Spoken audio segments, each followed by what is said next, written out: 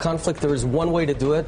Immediately, today, apply devastating sanctions, paralyzing sanctions on Iran that just might bring their leaders to abandon the nuclear program. Okay, so would your Prime Minister Netanyahu, agree to this, the following deal?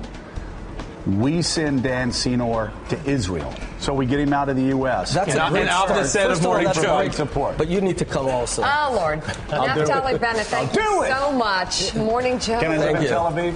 Be right back. I should do a show.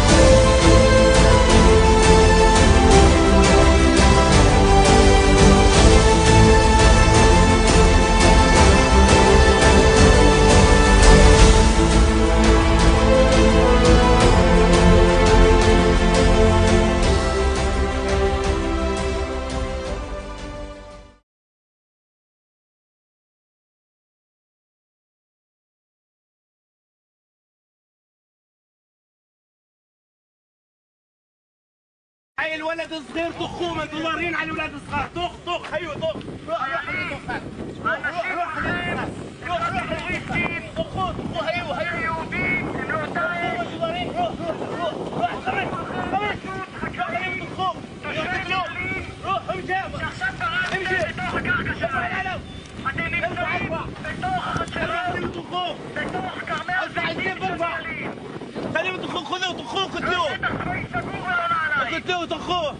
طخوه ما تضارين على الشغلات هذه قتلوه الدفاع الاخير ارفع العلم ولا ترفع اتخمش ايوه حجر اضرب الحجر اضرب تستكلوا מאחוריכם اضرب اضرب את הגגות האדומים האלה מאחוריכם התפקיד שלכם יש למפקדים של המפקדים שלכם שולחים אתכם לכאן לכוון נשק על ילדים, על אנשים בגיל של ההורים שלכם, על חקלאים שנמצאים בתוך...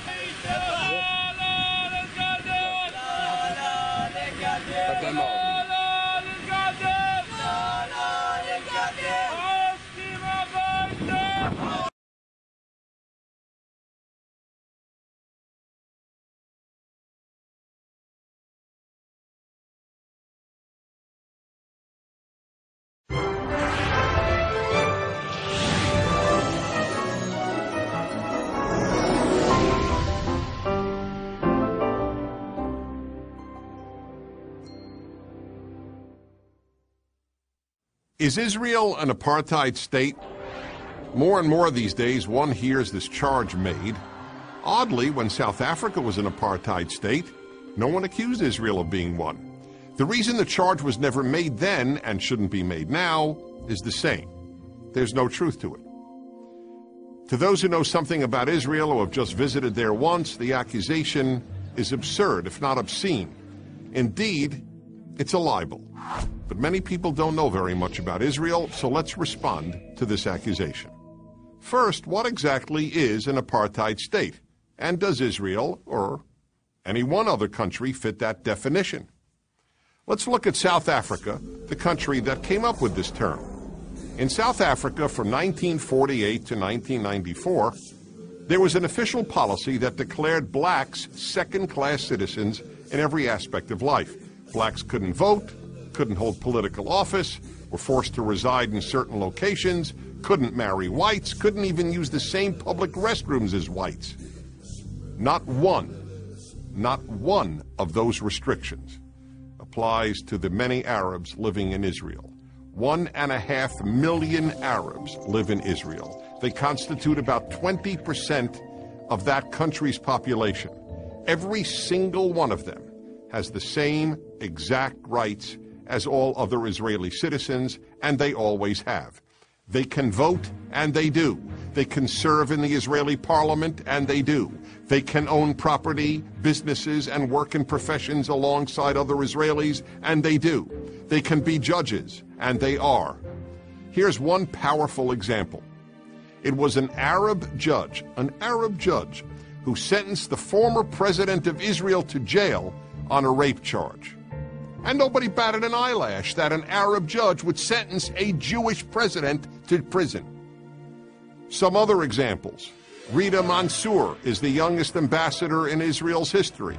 Walid Badir is an international soccer star on Israel's national team. Rana Raslan is the former Miss Israel. Ismail Khaldi was the deputy consul of Israel in San Francisco. Khaled Abu Tomei is a major journalist with the Jerusalem Post. Galeb Majadel was until recently a minister in the Israeli government. They are all Israeli Arabs, not one is a Jew. And how many people outside of Israel know that all the road signs in Israel, for example, are in English, Hebrew, and Arabic? Not only is Israel not an apartheid state, Arabs in Israel are freer than any Arabs in the Arab world. No Arab in any Arab country has the civil rights and personal liberty that Arabs in Israel have. That's because Israel is a pluralistic, liberal democracy, the only one in that part of the world. Now you might say, well, okay, Palestinians who live inside Israel have all these rights, but what about the Palestinians who live in what are commonly known as the occupied territories? Aren't they treated differently? Well, of course they are, because they're not citizens of Israel. They are governed by either the Palestinian Authority or Hamas. The only control Israel has over these people's lives takes place when they want to enter Israel. Then they are subjected to long lines and strict searches because Israel has to weed out potential terrorists. And what about the security wall that divides Israel and the West Bank? Is that an example of apartheid? That's rather easy to respond to. Is the security fence being built between the United States and Mexico an example of apartheid? Of course not. Israel built its security wall solely in order to keep terrorists from entering Israel and murdering its citizens. And you know what? It's worked. The wall, most of which, by the way, is an electronic fence, went up in 2002 during a time when Palestinian suicide bombers were regularly murdering Israeli civilians in buses, on streets, and in restaurants. And the moment the barrier went up, terrorism went down almost to zero. So then, why is Israel called an apartheid state? Because by comparing the freest, most equitable country in the Middle East to the former South Africa, those who hate Israel hope they can persuade uninformed people that Israel doesn't deserve to exist, just as apartheid South Africa didn't deserve to exist. And if you don't believe me, just ask the people who know better than anyone else what a lie it is that Israel is an apartheid state, the one out of every 5 Israelis who is an Arab, which is why they prefer to live in the Jewish state than in any Arab state. I'm Dennis Prager.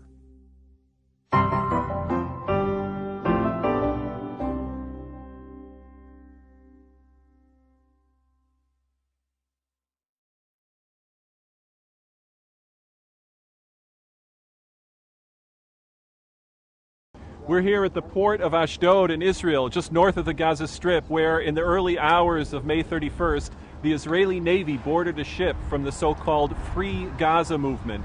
As the soldiers rappelled down from a helicopter onto the ship, they were immediately attacked with lethal weapons, steel pipes, wooden clubs, and knives. This attack on the soldiers is the most salient point of information. Yet the New York Times described the clear video evidence showing the Israeli soldiers under attack as merely supporting an Israeli claim. The Times then quoted Greta Berlin of the Free Gaza movement, calling the Israeli version a lie. By presenting the two sides with equal credibility, the Times is apparently unable to distinguish between irrefutable video evidence and a lame and defensive verbal denial. The activists had clearly prepared their weapons in advance. The ship was well stocked with smoke bombs, an array of metal pipes, wooden clubs, axes, crowbars, fire bombs and stun grenades, switchblades and combat knives. Yet BBC quoted a spokesman of the Free Gaza movement brushing off the idea that activists possessed weapons as cheap Israeli propaganda. It's interesting that the activists' weapon of choice was the slingshot, evidenced by the enormous supply of slingshots discovered on the ship. This invokes the classic David and Goliath imagery, with Palestinians as the tiny stone-throwing David against the mighty gunships of the Israeli Goliath. No matter what the facts, media outlets seem unable to shake that narrative of Israeli aggression. Case in point, Reuters distributed this news photo showing an injured Israeli soldier. The Reuters caption, however, misidentified him as a pro-Palestinian activist. Reuters automatically assumed that the victim was pro-Palestinian and Israel was the aggressor. With all this lethal weaponry, how did the media portray the activists? The New York Times ignored this little reality, quoting a spokesman for the Free Gaza movement saying the activists were not military personnel, but were rather a group of artists, intellectuals, and journalists. Let's step back and ask a more basic question. Why would the people on this ship actively initiate a high-level, violent, and lethal confrontation with the Israeli military? What did they expect would happen? It sounds suicidal. Actually, goading Israel into conflict is a primary tactic of Hamas and its cohorts. It's what prompted Hamas to fire 10,000 rockets into Israel until finally drawing Israel into battle, which produced Palestinian casualties and a PR victory in the form of spectacular media coverage. Likewise, the flotilla ships are a win-win for the terrorists. If Israel allows the boats into Gaza, then Hamas succeeds in opening a route to import deadly weapons. Remember when Israeli troops intercepted the Kareen A, a freight ship carrying 50 tons of Iranian rifles, ammunition, and missiles? On the other hand, if Israel stops the boats, then Hamas covers its bets with the knowledge that should civilians be harmed, Israel will be censured by Western journalists who can forever be counted on to report the standard line that civilian casualties are always Israel's fault. This tactic of goading an Israeli response reminds me of Rachel Corrie, the young American woman who went to Gaza to protect the tunnels used by Hamas to smuggle bombs and weapons. When Corrie challenged an Israeli bulldozer, she was accidentally crushed to death. Now, at the time, George Rishwami, director of the group that sponsored Corrie in Gaza, told the San Francisco Chronicle that placing activists in dangerous positions is good for the Palestinian cause because, quote, if some of these foreign volunteers get shot or killed, then the international media will sit up and take notice. In fact, here's one of the peace activists telling of her willingness to die and how she sees this as a win-win. الآن نحن إما إحدى الحسنيين إما الشهادة وإما الوصول إلى غزة. It seems to me that this willingness to be killed is really an extension of the Hamas tactic of suicide bombings. A suicide bomber says, I'm willing to sacrifice my life in order to inflict damage on the Israeli enemy. Similarly, the activists on this ship initiated a violent confrontation knowing full well that they would likely be killed, but they were determined to damage the Israeli enemy.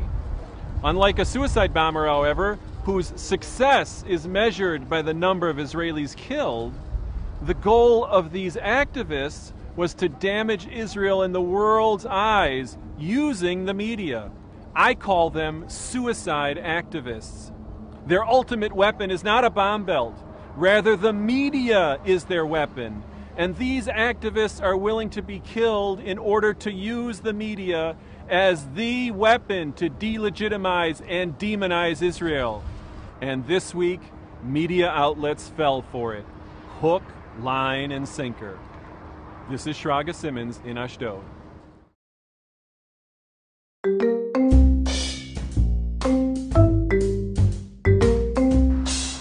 In April, the Guardian newspaper declared that Tel Aviv is Israel's capital. Now, Tel Aviv is an amazing city.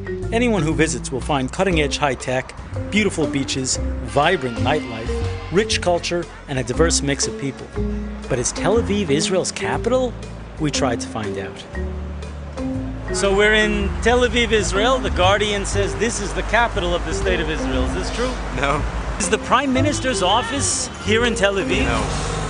Where is his office? Jerusalem. Jerusalem. Jerusalem. Jerusalem. לירושלים, רק לירושלים, רק לירושלים. Is this the capital? No. Where is the capital? Capital of Israel is Jerusalem. There is no question about it. Is Tel Aviv the capital of Israel? Absolutely not. Where's the capital? Jerusalem. Always has been, always will be. The beach is in Tel Aviv, but that's it. Can you take us to the Prime Minister's office here in Tel Aviv? No, Jerusalem. Can you take us to the Supreme Court here in Tel Aviv? No, Jerusalem. ממשלה בירושלים, פרלמנט ירושלים, כנסת ירושלים.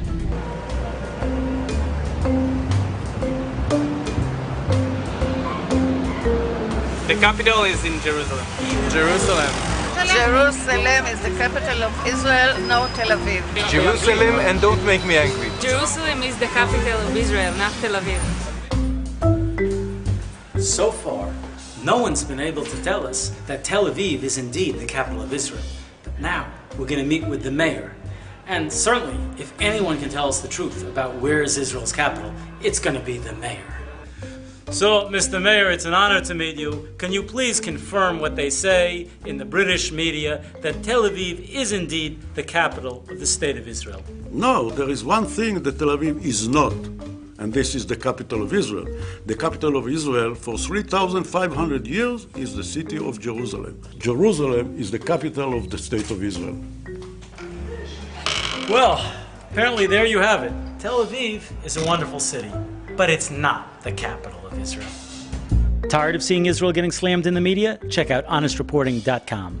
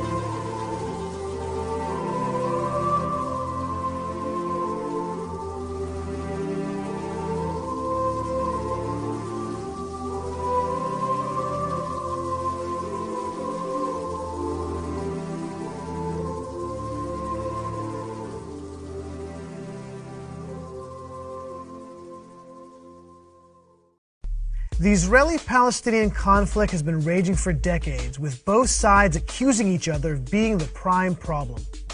But no accusation has stuck more readily as being at the core of the conflict as the Israeli occupation and supposed total control of the West Bank, including Israel's stealing of Palestinian dignity on a daily basis. So I decided to go to the Palestinian territory to find out what is really going on.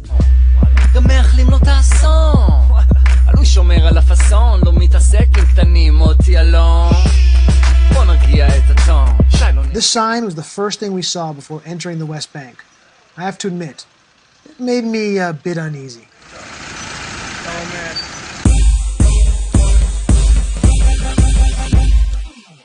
We met up with the rest of our crew across the border. We had a Palestinian driver / bodyguard, a plugged-in local who knew the lay of the land. We also hired a local sound guy who showed up without any equipment, but did have a phone with a clearly unlimited texting plan. One of the main accusations against Israel is that they've installed a countless amount of checkpoints across the West Bank that disrupt Palestinian daily life and make it difficult to travel between Palestinian cities. In order to better investigate the truth of these claims, we took a drive. A long drive.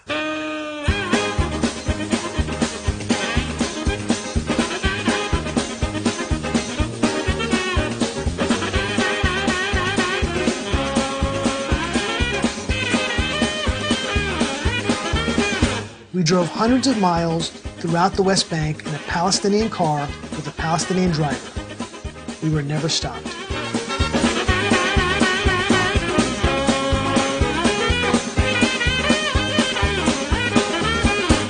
Where there are checkpoints is when one enters Israel from the Palestinian territories, which were put up after a rash of terrorism. Hundreds of thousands of Palestinians use these points of entry into Israel in order to get to their jobs. The accusation here is that Israel takes away Palestinian dignity by deliberately making life hard for Palestinians when entering Israel. So I decided to go to the Kalandia checkpoint. And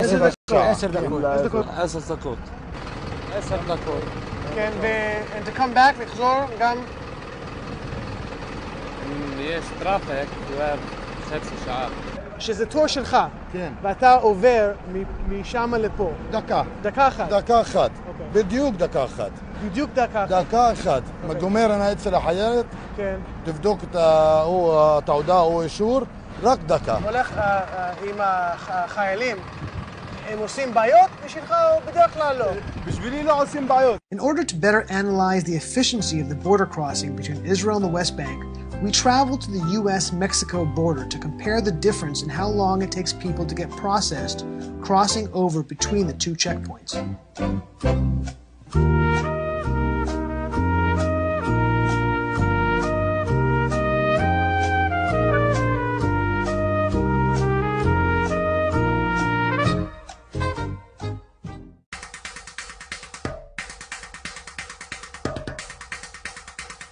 During filming at the Kalandia checkpoint, the crossing came under assault by slingshot-wielding attackers, flinging fist-sized rocks that exploded around us and slammed into the Palestinian cars and pedestrians in line to cross into Israel.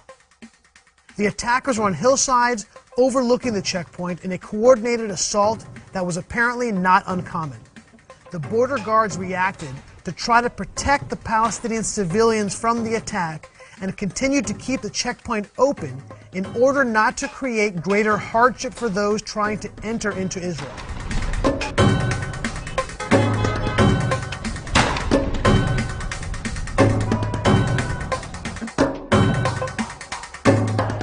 With chaos breaking out around us, the attackers amped up the violence by starting fires in the surrounding town of Kalandia. The smoke and heat were intense.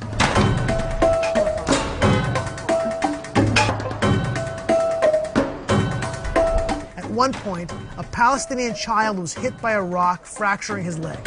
Hey, a-holes! You hit a little kid!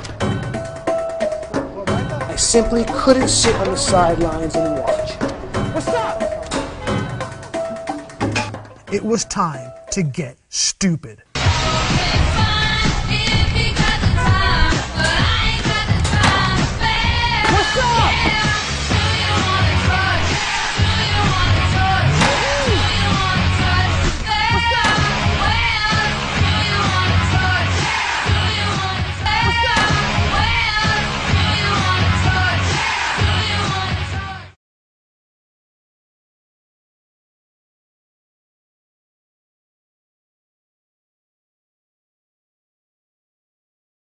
I have a great deal of sympathy for anybody that's a victim of terrorism, and I feel terribly strongly that if the terrorists can win in one place, they will be emboldened and will attack us every place.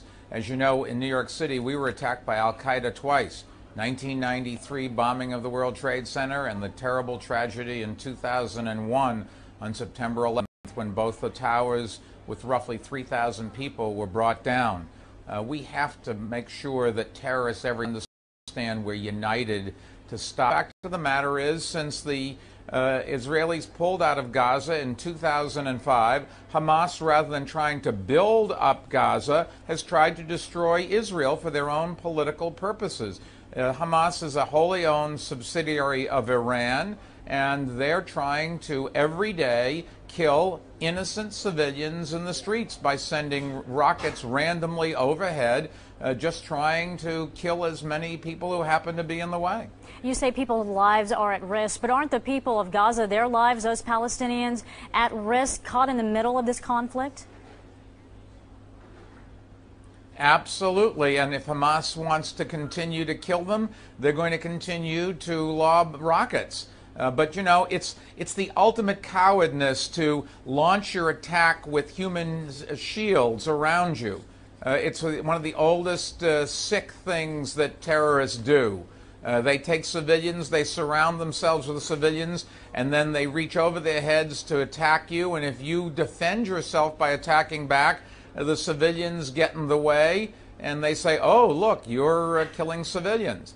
Keep in mind, there's no question what's happening here. Hamas keeps sending rockets over. They've been doing it. Israel just started their response a few days ago. Hamas has been doing this since 2005. I don't know how many days in a row you need to prove that it's one side starting all this. Finally, the other side responds, and then you're going to say, oh, I don't know. First, come on. Well, let me touch on that. You said Hamas has been doing this since 2005. Let's talk about the timing of this latest conflict. There are those who criticize it, saying that Israel is doing this now before the Obama administration takes office because they feel that Israel will get a thumbs up from the Bush administration. Wait a second. I think maybe you should, before you go saying things like that, check the facts. If you go and look, the number of rockets sent out of Gaza into Israel fell down to single digits per day during the ceasefire. Hamas broke the ceasefire 2 or 3 months ago, and it's now 800 or 900 a day. That was done starting 2 or 3 months ago, and it's not the Israelis that have picked the timing, it's Hamas who's picked the timing. Whether they're trying to do that to play to domestic concerns in Egypt, in Palestine, in Gaza, in the West Bank, in the United States, I have no idea. But there's just no question that they, for a while, didn't send any missiles out, and then all of a sudden ratcheted it up 2 or 3 months ago to just a level that no government could possibly allow to go on. Governments have a responsibility to protect their citizens. Do you really want something less? I don't. And I can tell you, in New York City, we would not do anything but use all our resources to keep you safe. And in America, we'd use all our resources to keep you safe. We wouldn't get involved in these ridiculous things like proportionalism. Proportionalism is for theoreticians. The real world is governments have a responsibility to protect their citizens with everything that they have. So how do you find an answer to this? Where do you find the source of lasting peace in that region? I know you're speaking with the Israeli Prime Minister a little bit later. What are some of the things that are on the table, some possible solutions? Look, I am not this. I don't work for the State Department or for the military, for America or for Israel. And it's up to them to find a peaceful solution. But the first ways you do it is you stop going and lobbing rockets and killing innocent people. Then you sit down. And, you know, we're going to have a new Secretary of State coming in and a new president coming in. Maybe that's a good opportunity to get a fresh look at the dialogue, get people to think outside the box. Hopefully we'll be able to do that. I have enormous confidence, as you know, in Senator Clinton's abilities, and I think she's going to be easily confirmed by the Senate and be a great Secretary of State. We all have an enormous hope that President Obama, an expectation, in fact, that he will be a president for change and that he will be a great president. And when he was here, he could not have been more clear in what he said. He said, if my daughters were being threatened, I would do everything I could with all my resources at my disposal to protect them. I feel the same way about my two daughters that he feels about his two daughters, and I hope you do about yours if you have kids.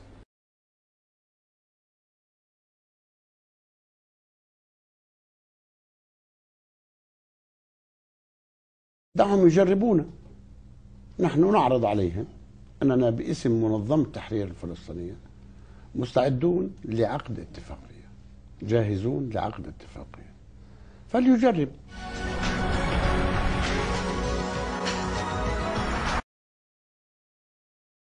היא גם רצחה, וגם כשהיא נכנסה לכלא בימים הראשונים, היא פשוט חיכתה בעברית את זעקות הנער, כדי לשגע את הסגל.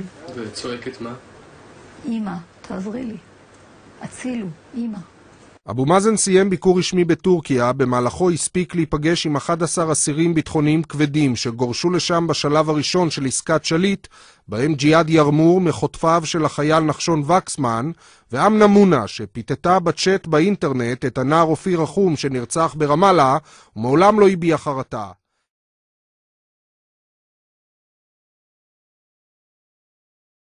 Let me begin by saying that I find this whole process to be unreal. I mean, this sort of ordeal you're being put through to account for all these words, in particular, given some of the groups that are ratcheting all this up. This group J Street that, for example, a few years ago invited the chief Palestinian negotiator, Erekat, to address their conference, a person who has justified the murder of Jews and as self-defense, is a person they invited to speak at their conference. This is a group who has routinely attacked people who hold my views with content that I find to be a smear and, quite frankly, a mischaracterization of our positions. The second thing I think you're confronting, not in this hearing per se, but writ large, is what I believe is this sort of existent orthodoxy among many of the people in the State Department and among the so-called smart people in American foreign policy that somehow the United States needs to be a fair and balanced arbiter in this situation that we're facing in the Middle East.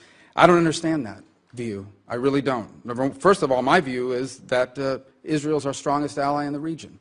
My view is that in addition to a moral obligation that we have to protect the right of the Jewish people to a homeland, especially one founded in the aftermath of the Holocaust, they also happen to be the only pro-American, free enterprise democracy in the region. That alone is reason enough to be strongly aligned to them. The second point I would make is, and I find it startling, is all these so-called professionals in the State Department and, again, among the foreign policy elite are out there all the time. I very rarely hear them stand up and speak vociferously on the sorts of activities that are being conducted by some in the Palestinian leadership. Yet they are never, never reluctant to step forward and lead the efforts to condemn Israel time and again. And this is what you're going to confront when you are confirmed in terms of some in the State Department.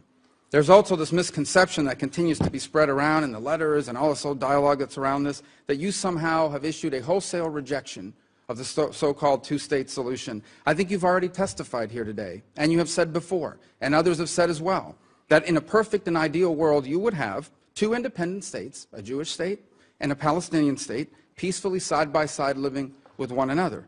The problem is there are significant impediments to that, perhaps the least of which is the existence of Jewish settlements in Judea and Samaria. For example, I would say that one of the biggest obstacles to that would be efforts by the previous administration to pressure Israel and to impose upon them a negotiated settlement outside the bounds of what the Jewish people in Israel support and what is in the interest of the nation of Israel. I would say a bigger impediment is the unwillingness of the leadership of the Palestinian Authority to recognize Israel's right to exist as a Jewish state. And that is the key phrase, not just Israel's right to exist, but as the homeland for the Jewish people. That is a big impediment to a deal. Because how are you going to negotiate a peaceful coexistence with a neighbor who does not recognize your right to exist? What are you negotiating? The terms of your destruction?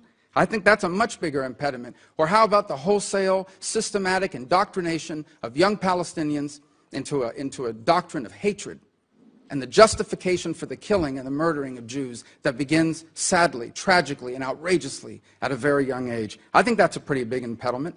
You know what else is a big impediment? these international efforts to impose on Israel a negotiated solution along the terms that other countries think are appropriate. I think that's a bigger impediment. You know what is a bigger impediment? The incitement to violence by leaders of the Palestinian Authority. And that isn't widely reported because often that doesn't make it into their English press releases.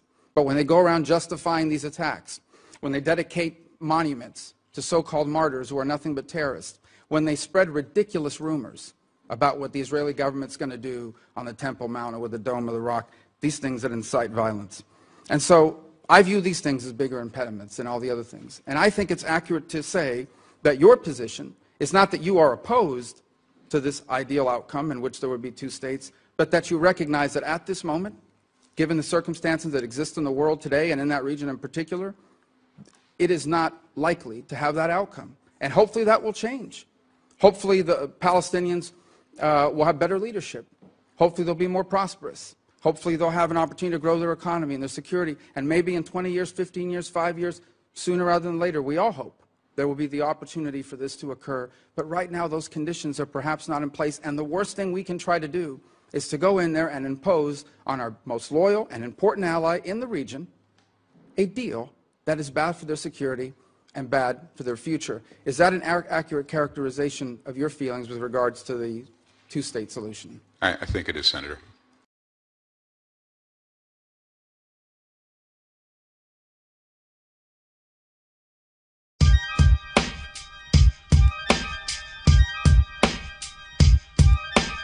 I am not a creature from another planet.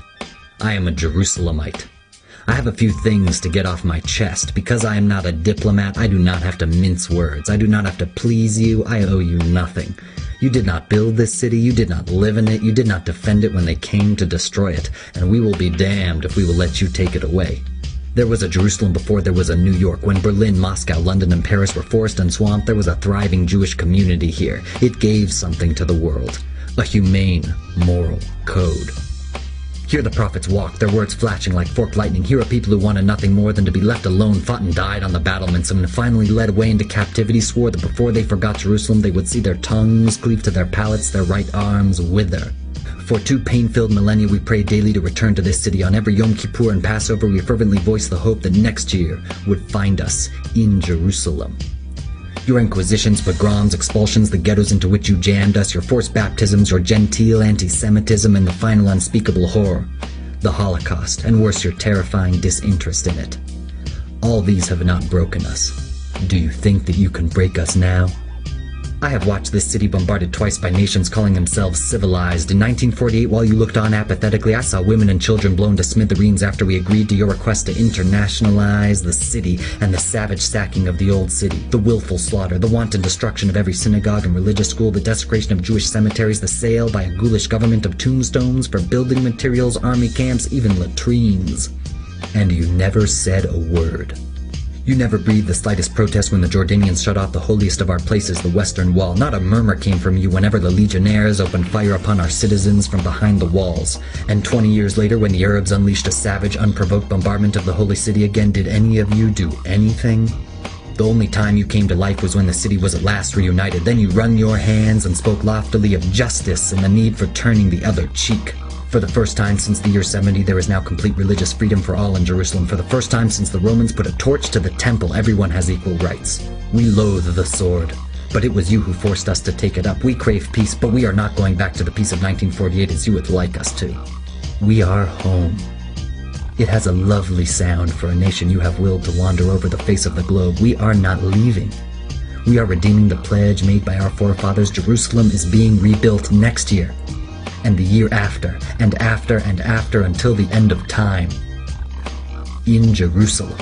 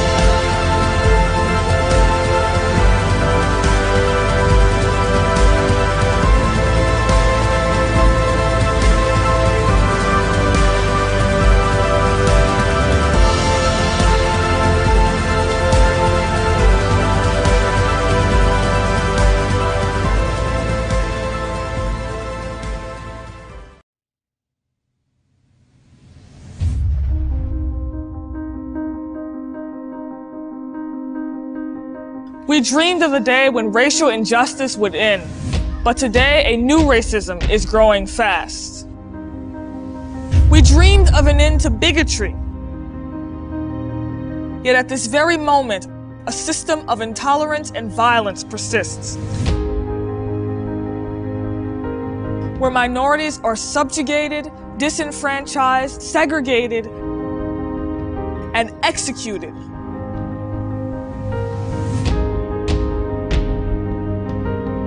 For daring to disagree. We dreamed of an end to Jim Crow and lynchings, yet on the front lines today, people are murdered because of their nationality. We dreamed of a day when racial injustice would end, but this new racism is spreading and hitting closer to home. We must fight them as they fight us, an eye for an eye and a tooth for a tooth. Entire countries are gaining the weapons to bully others into submission and inciting the crime of genocide.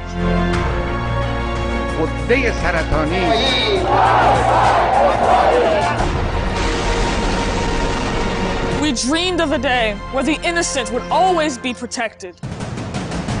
We marched, we sang, we dreamed. Let's put an end to this new racism and make the dream a reality. It's black and white.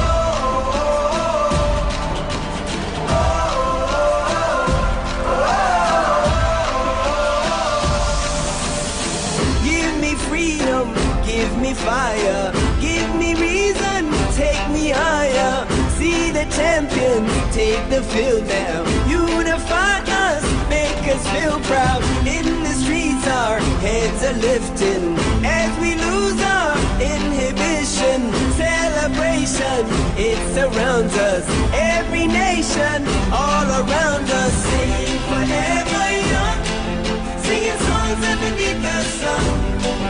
Let's rejoice in the beautiful game, and together at the end of the day, we all say, when I get older, I will be stronger. They'll call me freedom, just like a waving flag. I get older, I will be stronger. They'll call me freedom, just like a waving flag. So wave your flag, now wave your flag, now wave your flag. Oh, oh, oh, oh, oh.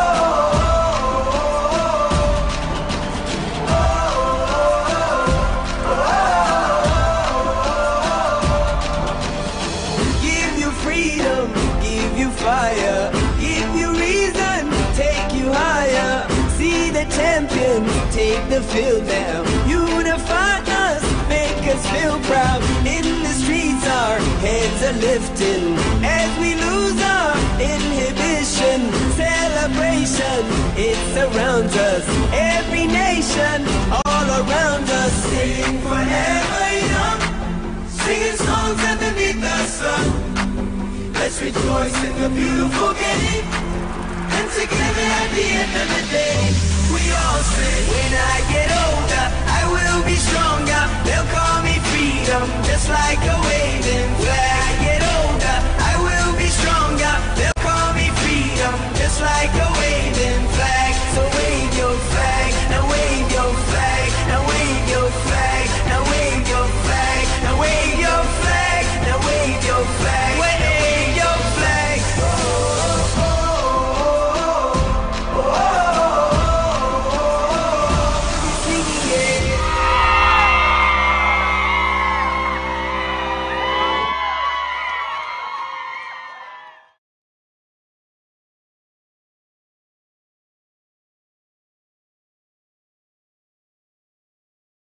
Let's begin then with a very brief introduction summarizing all the time periods for this presentation. We'll begin at minus 2100. That's 2100 years before the Common Era began. We're going to call that first time period the nomadic tribes. Why do we call it that? We'll find out as the presentation goes on. We'll give that period 400 years until we get to roughly minus 1700. When a new period starts, we'll call that period instead the period of the forefathers. Think of Abraham, Isaac, Jacob, their wives, of course, and their descendants to come. We'll give that period also 400 years until we get to roughly minus 1300, when a new period starts, and that will be called the fulfilled promise.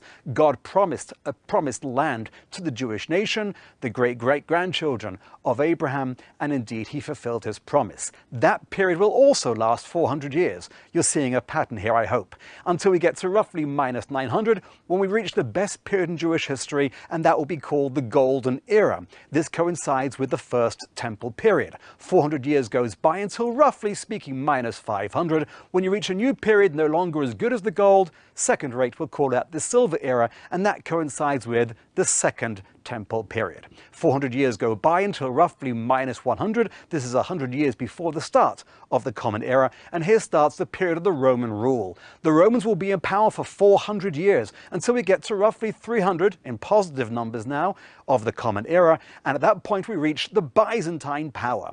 That period will last 400 years under Byzantine rule in the land of Israel until we get to the year 700 of the Common Era. That will be a new period where the Arabs come along from all different places and they take advantage of the country.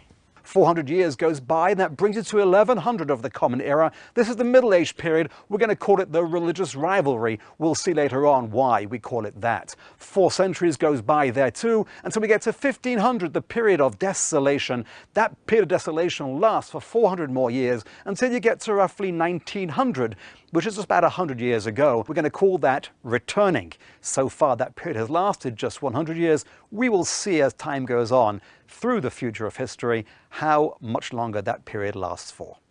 We can now, therefore, go back and look through each of the time periods and discuss what happened along the way. We start at minus 2100 because before that point, we really have no information as to what happened in the land of Israel, and therefore we'll start at roughly 2100 years before the start of the Common Era.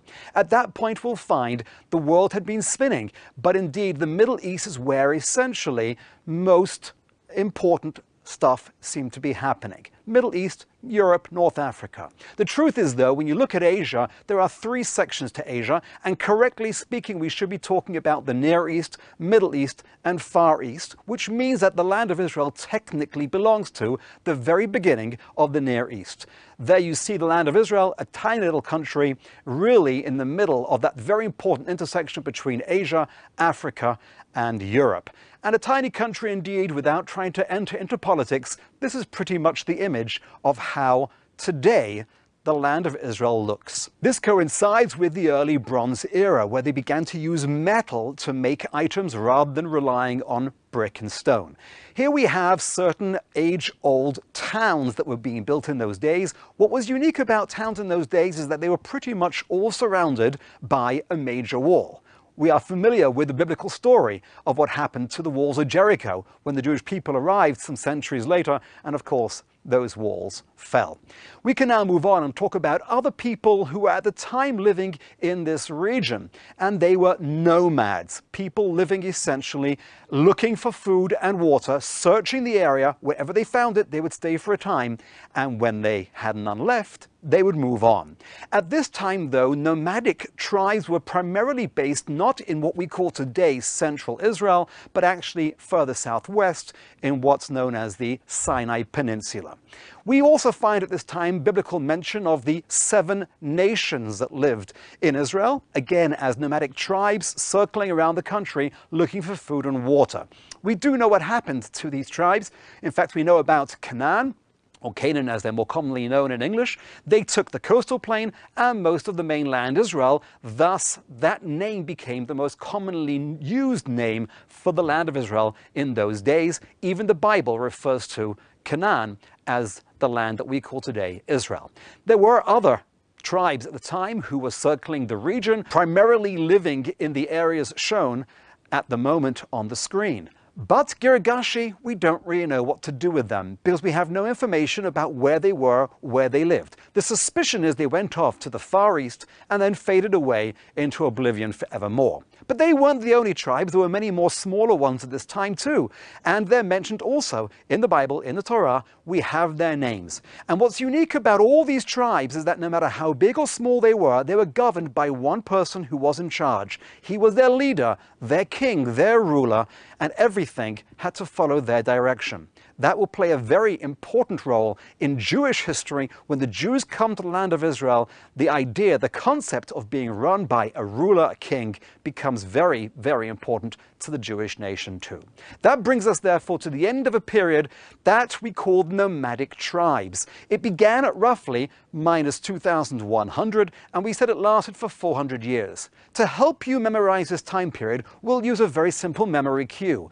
We'll put 4 arrows all moving in different directions because that's what nomads did. They moved from place to place, and each place they went to, they found water and food, and if they didn't, they moved on to the next location. We therefore have reached the end of this period, and a new period starts at minus 1700. We'll call this period the period of the forefathers, and that period, of course, will last for 400 years. Why do we call it the period of the forefathers? Because this is the time when Abraham is sent by God on a mission. He emigrates to Israel, land of Israel, and essentially starts to inherit the land on behalf of his children and great-grandchildren who will be coming a few centuries later back to the land. He comes from what we call Turkey of today, comes through Israel, circulates down to Egypt for a time, but essentially fights the battle of the 4 kings versus the 5 kings during this whole time, essentially again inheriting the land on behalf of his great-great-grandchildren to come. Then comes his son Isaac, who leads a very different life, because after he had been a sacrifice on Moriah, what we call today Temple Mount, he couldn't leave the country, and therefore he spent the rest of his life in the land of Israel. He wasn't allowed to leave the country. He was too holy to leave to other lands around. He spent some time in Gerar, which is what we call today Gaza. However, most of his life he was in Be'er Sheva, just south of Jerusalem by just a few miles. Then comes his son. Here comes Jacob. Jacob did spend his life partly in Israel, but had to go northeast to get married, had to go southwest to Egypt during famine times. It was there that his son Joseph took care of him and his family, ensuring they had enough sustenance during severe famine in the region, after which eventually, of course, he died, and later his body was brought up to the land of Israel, and he was buried there. Well, there's tiny, the land of Israel, again, with today's imagery, based upon how it looks today. However, there's a huge area just southwest of Israel. We call that today the Sinai Peninsula, a desert land area. However, there is gigantic Egypt. Now let's be fair, although Egypt looks huge next to tiny land of Israel, in reality, we've got to be honest about it, Egypt has a tremendous amount of desert land that can't be used for any real purpose. It has a very well-known river, the Nile, running through the country, and at the very north end of the country, there we find today's Cairo, the capital city. Eventually, after 210 very tough years of slavery, the Jewish nation did leave Egypt and made their way into the Sinai Peninsula. It's somewhere in that region where the Jewish people then became a nation as they received the Torah, the Bible as we call it, at Mount Sinai. Let's summarize, therefore. This is the period of the forefathers, which began roughly at minus 1700. That period lasted 400 years, and the way we memorize this time period is with the number 1, because Abraham, Isaac, and Jacob, they brought into the world a brand new concept, the idea of monotheism. And at a time where pretty much everyone around the entire globe was worshipping idolatry, it was a unique concept that Abraham introduced and passed on to his children and grandchildren forevermore. And indeed, therefore, since Abraham down till to this day, we can safely say that we only have one God in this world, and the Jewish people are only asking for one land of Israel. We've now reached the end of that period. We've now reached the year roughly minus 1300. A new period starts, and that's called the fulfilled promise, because God promised the Jewish people a land, and he did fulfill it entirely. We'll cover that in the next video segment.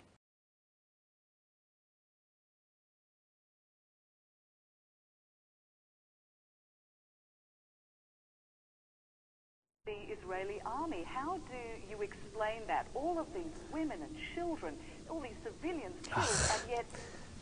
What's going on in Israel is just terrible. We've got to do something about it. Totally.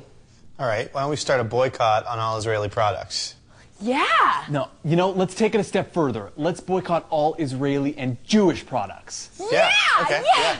No, you know what? Let's take it one step even further than that. Let's just boycott all products. Yeah! You know what? I like Rich's idea because it's better. Yeah. Okay. Okay, how do we get started? All right, I'll start by emailing everybody on my list and telling them what we're going to do.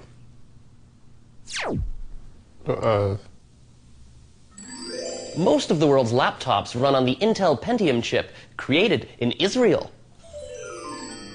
The Jews. You know what? It's okay. I'll call some people on my cell phone.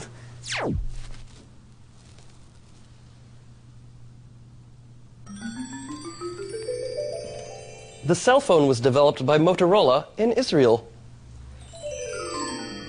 Jews. Oh, not my remote control. Jewish engineer Robert Adler invented the remote control. Jews? Richard? Dude. Levi Strauss and Jacob Davis, both Jews, invented blue jeans. Jews. Hello? Yeah. What? Fine. What's wrong? That was my doctor. I've got polio. Polio? Didn't they cure that a long time ago?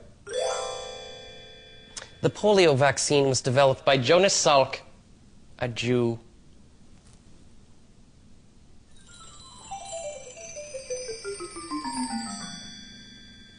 Well, is that bad?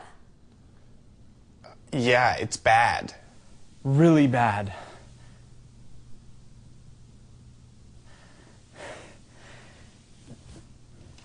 What's going on? Rich. I think he's having a heart attack. Get a defibrillator. I hope Jews didn't invent that too.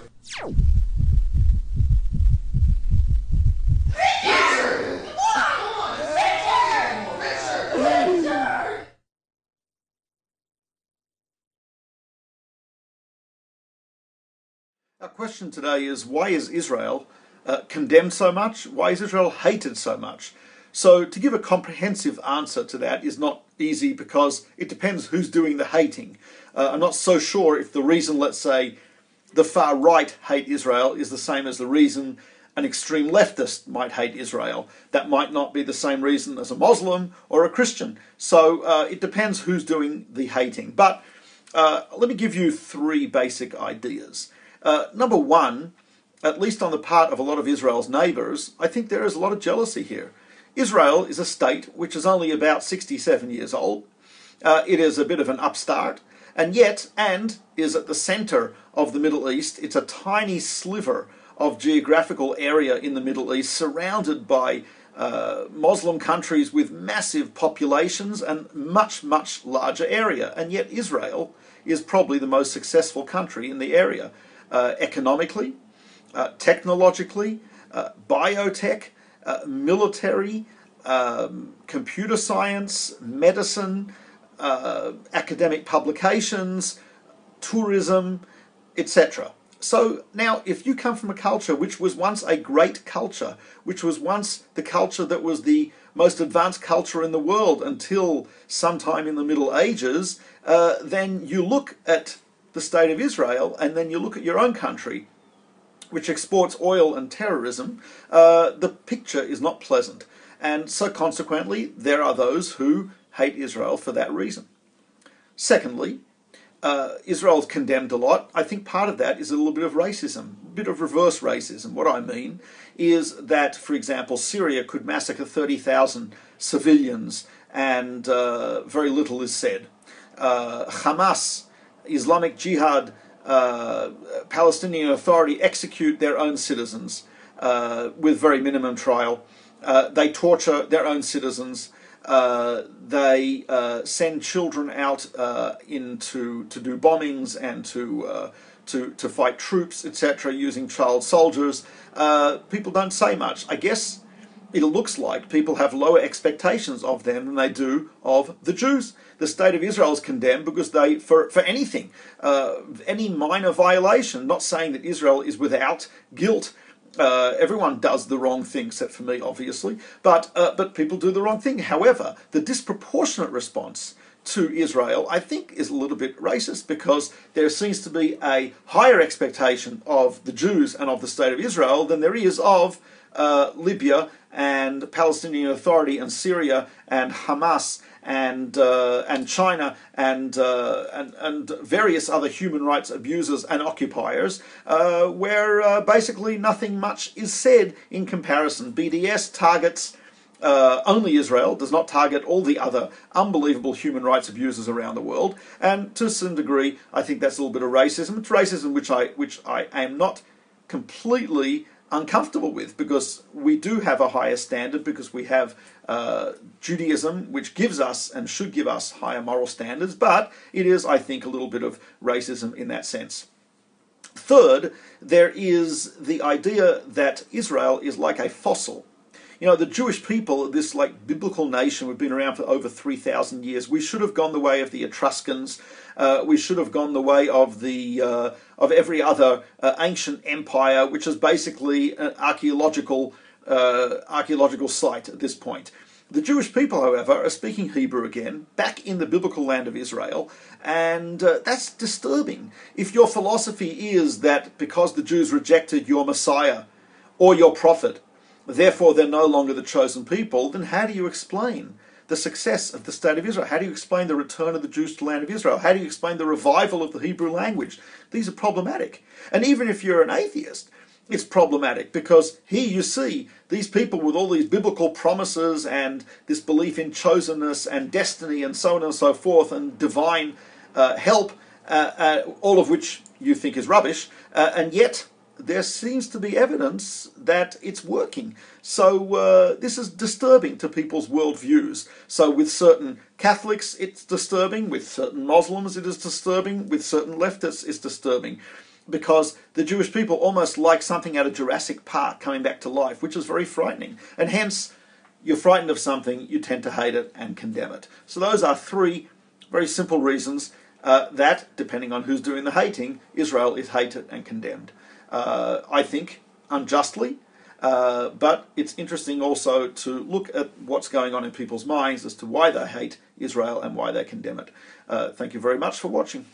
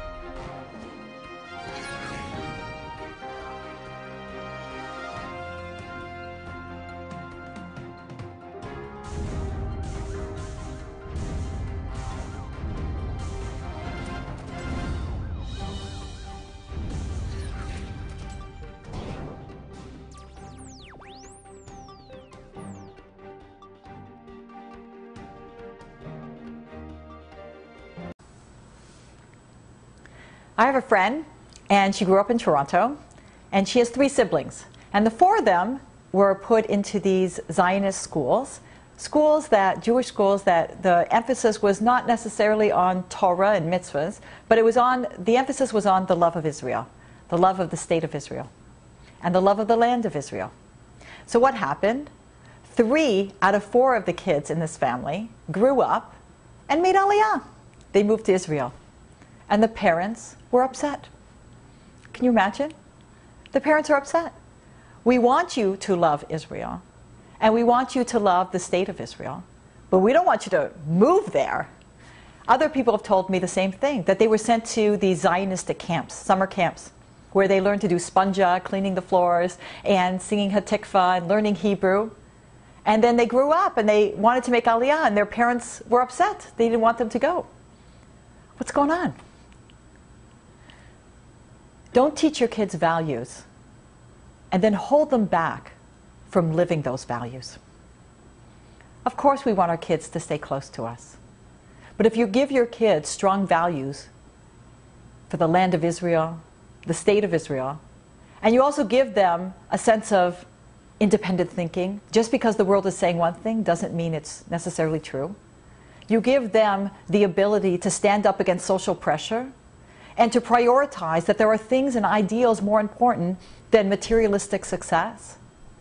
When they go to live those ideals and those values, don't be sad. Be happy, celebrate. Our son Zev, he's 18 years old, and after graduating from high school, went to Israel and found a yeshiva that he liked to learn in, and he stayed. And now he's making it very clear to us how much he loves it and how much he wants to stay in Israel and make Israel his home. Now, I don't live in Israel. We live near Washington, D.C. One day, I hope to have the merit to live there. But for me, it's a success that our son wants to be there. Of course I love him, and of course I miss him, and I wish he was closer. But I wouldn't trade that for the pleasure that I'm getting, the nachas, the deep soul-filled pleasure that our son is living the values and the ideals that we have instilled in him, and the schools that we sent him to that instilled in him, and he's having the courage to do it. Decide what are the values you want to teach your children, but don't hold them back from living those values and living those ideals. Work hard. Teach your kids. Make the right choices in terms of schools and in terms of the example you want to set for them. But when they fly, don't tether them down. Cheer. Watch them go and take pleasure. I'm Lori, Almost Live.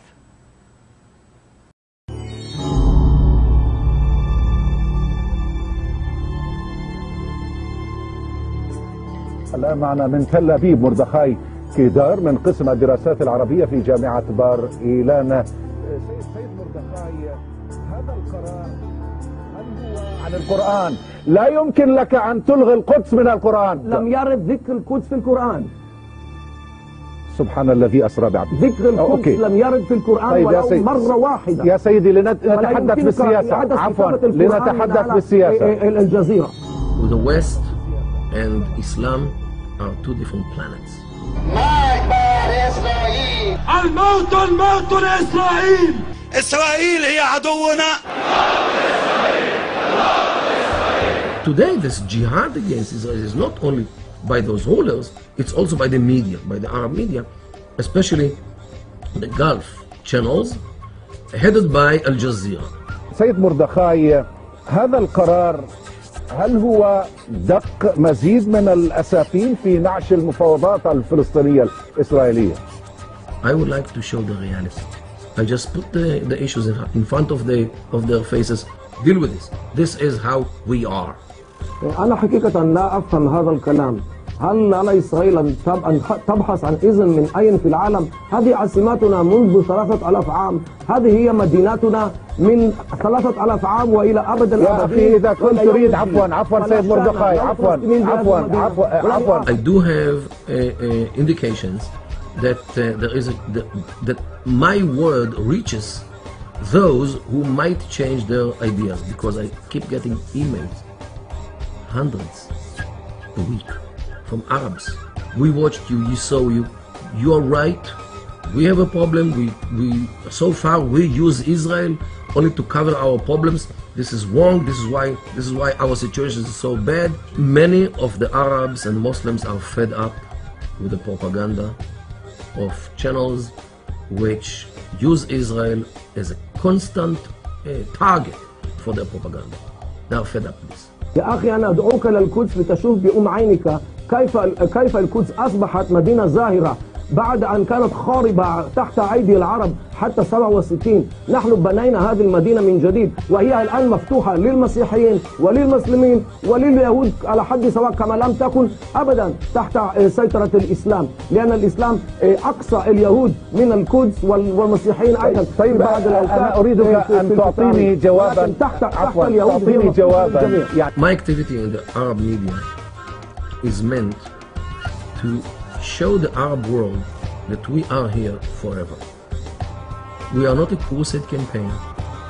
We are not an illegitimate entity. We have our roots in this place, and we came back to our forefathers' land in order to stay here forever. مردخاي كدار، قسم الدراسات العربية، جامعة بار إيلان، تل أبيب.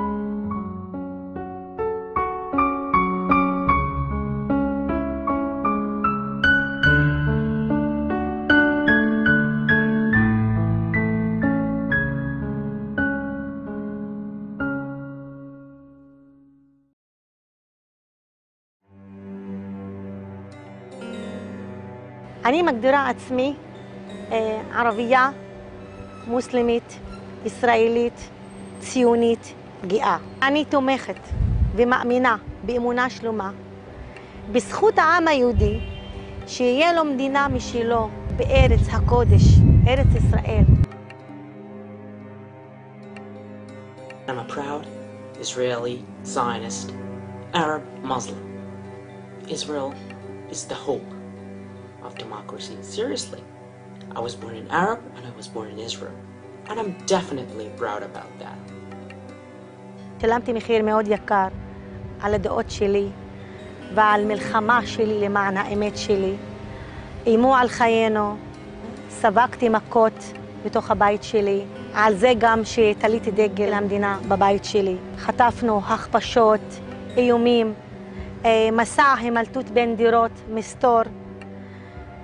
גם הבן שלי נאלץ לברוח לחול. אני הולכת לעשות הסברה, אני לא יודעת מי מחכה לי. מה מחכה לי? אם אני מסיימת נגיד בלילה, אם אני מסתובבת לא יודעת ברחוב ולא יודעת מה, אני לא יודעת מי יפגוש אותי, מי יזהה אותי. כי בשבילם, לצערי, אני בוגדת, להפך, הם הבוגדים. אני לא בוגדת, אני נאמנה למדינה שנתנה לי את האזרחות מאז שפתחת את העיניים שלי. אני נאמנה למדינה שנתנה לי הכל. אני נאמנה לעם, לא כפייה טובה, לעם שנותן לי חום ואהבה ותמיכה. מדינת ישראל היא מדינה דמוקרטית שיש בה שוויון זכויות לכולם. מיליון ערבים ישראלים חיים במדינת ישראל.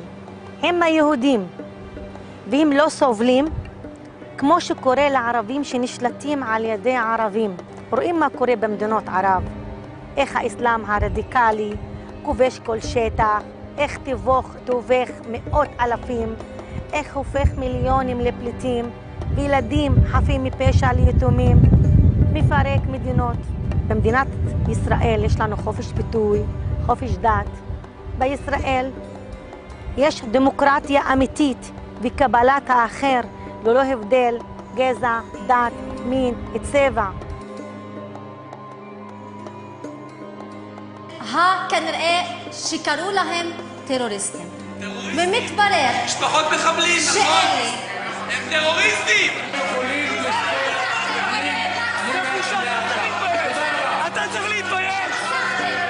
עובדה שיש לנו חברי כנסת ערבים בכנסת, זה האפרטהייד שלנו במדינת ישראל. והם מסיתים נגד מדינת ישראל ולערבי ישראל, ומפיצים בכל העולם שישראל היא מדינה כובשת, גזענית, מדינת אפרטהייד. אבל מצד אחר, הם לא מייצגים כל הערבים. הם מייצגים חלק מהערבים, הם לא מייצגים את הערבים, ערבי ישראל, שרוצים להשתלב כאזרחים במדינת ישראל.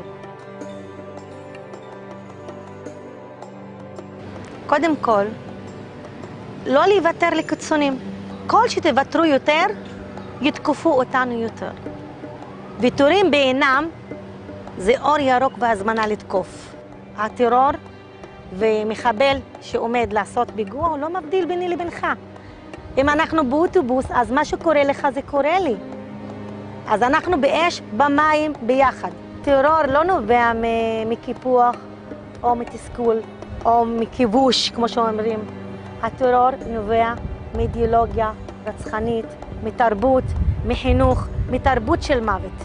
הטרור אצלנו לא מטרתו לשחרר מדינה, אלא להרוס ולהשמיד את מדינת ישראל. האסלאם הרדיקלי זה הדת השקרי, הם גנבו לנו את הדת, זה לא הדת הנכון, זה שטיפת המוח שהם עושים לאנשים.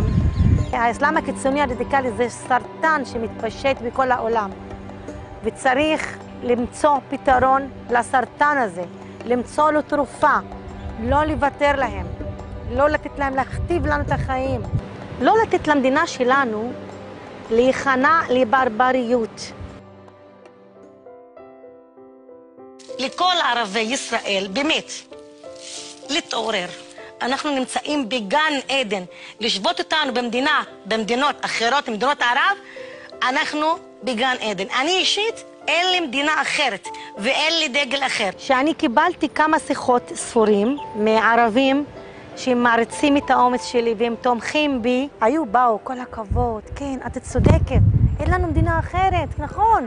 כל מילה קלת בול. צריך להתחיל להשמיע את כולם של הערבים השפויים והאסלאם המתון, כי יש אסלאם מתון ויש ערבים שפויים שרוצים לחיות בשקט, בשלום ואהבה עם היהודים. אני רוצה שכל העולם ידע שמדינת ישראל היא המקור להרבה טוב בעולם, והיא המדינה שמכבדת את זכויות האדם למרות כל מה שעוברת מטרור. זה המשימה שלי, ואני לא אוותר.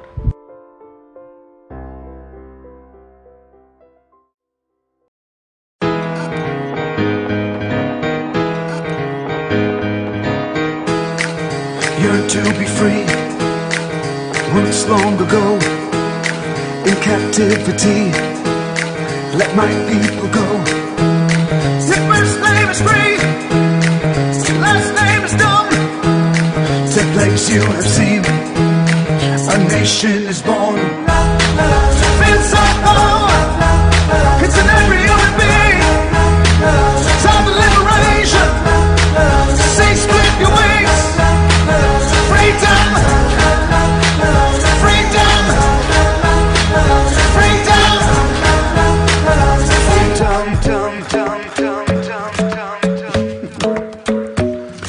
struggle for freedom to celebrate our past heresy throughout history. Fighting persecution so we can live as Jews, one from Moses to Natasha. Suffragists rose up our saints, man, Tiananmen Square got the purple finger in it right now. Ring the bell, pull the Berlin Wall down, and then we start to dream like Malala. God, you know I want your love. Your monster's handmade for somebody like me. Come on now, follow God's lead. Pharaoh was finished, now you're free. Matzah, the bread of freedom. Put on your shoulder, go to the desert quickly. Come on now, follow God's lead. Come on now, follow God's lead. I'm in love with the taste of you. Need and roll 18 minutes too. Although my stomach is falling too. I'm in love with my matzah. Oh, oh, oh, I'm in love with my matzah. Oh, oh, oh, I'm in love with my matzah. struggle for freedom is all about you. Enslaved and beaten, that's an issue. You have a choice. Hey, challenges can make us stronger. Try and hold on a little longer. And then we have thanks in our heart. Bitterness makes you count your stars, and all the pain recall throughout Jewish history. You guided us far, and now we're free. And now we're free. So God pull us ever closer. Let us celebrate Passover as we tell our story over. Bite that matzah on your shoulder. Jewish people getting older. So many miracles to share. Faith and family coming over. Have a meaningful Passover. Have a meaningful Passover. Have a meaningful Passover. Hello from the other side. We at last in the Sinai to go out and get the Torah. A Jewish nation is born. I'm sick and tired going to funerals and watching little children saying Kaddish on their parents, and even worse, watching parents saying Kaddish on their children. But mostly, I'm sick and tired sitting in the military courts, watching the defendants from the Hamas who are looking at the judge's eyes, smiling at him and promising him that they will win. They will not win. We will win, because we are fighting for our national survival.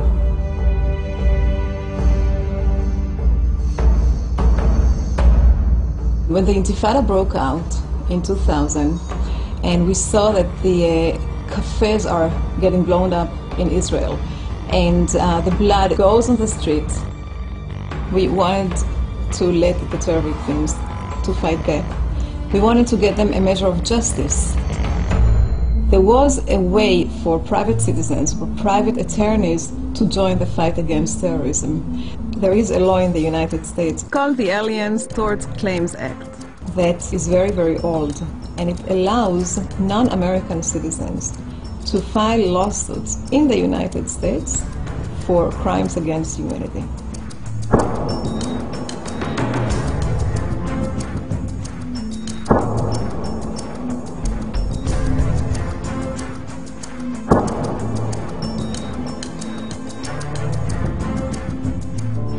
On March 21st, 2002, I was walking home on King George Street here in Jerusalem with my 7-year-old son when a suicide bomber approached us from behind and detonated himself at this point, killing 3 people, including a pregnant woman and her husband, and wounding 87, including myself and my son.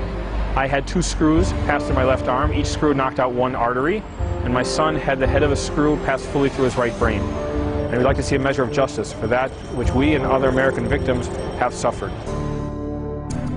If Hamas has done a bombing, and there is a bank in Europe that provides financial services to Hamas, you go and file a lawsuit against the bank for aiding and abetting a terror organization. And then the bank is risking hundreds of millions of dollars in damages, and therefore no bank agrees to transfer money to Hamas or Islamic Jihad or Islamic charities which are designated as terror organizations. If you cut the funding, you can cut the terrorism. If you stop the flow of the money, you stop the flow of the terrorism. As a result of these cases, they cannot move money around, they cannot open bank account, they cannot pay salaries, they cannot purchase anything, it cannot function. We are bankrupting terrorism, one lawsuit at a time.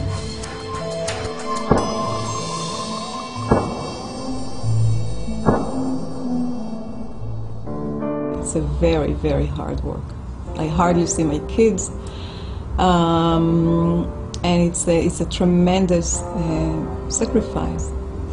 It's something that, as a mother, as a woman, causes you, guilt throughout the days and nights and weeks and months and years. But in the end, there is nobody else to do it. The Torah taught us, "Lo ta'amod al dam re'echa." Don't stand idly by your brother's blood. I will not stand idly by our brother's blood. I cannot afford it.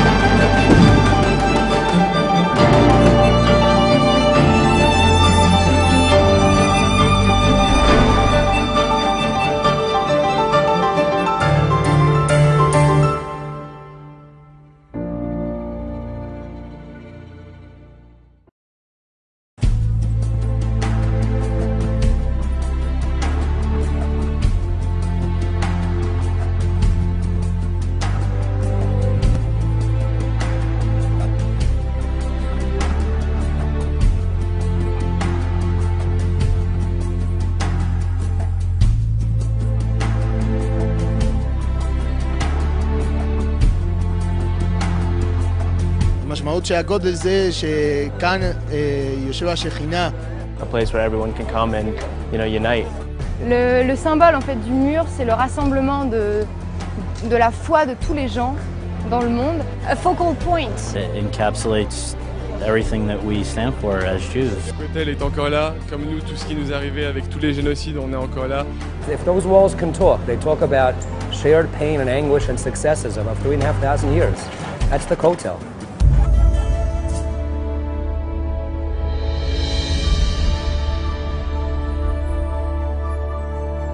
Nearly 3,000 years ago, in the place where Abraham and Isaac walked, where Jacob dreamed of the angels on the ladder, where Judaism says the physical world and spiritual world meet, the people of Israel, under the leadership of King Solomon, human sacrifice. The Jews in Israel introduced a new spiritual reality. The temple stood for justice, honesty, brotherhood, loving-kind yearning. Jerusalem returned to Jewish sovereignty.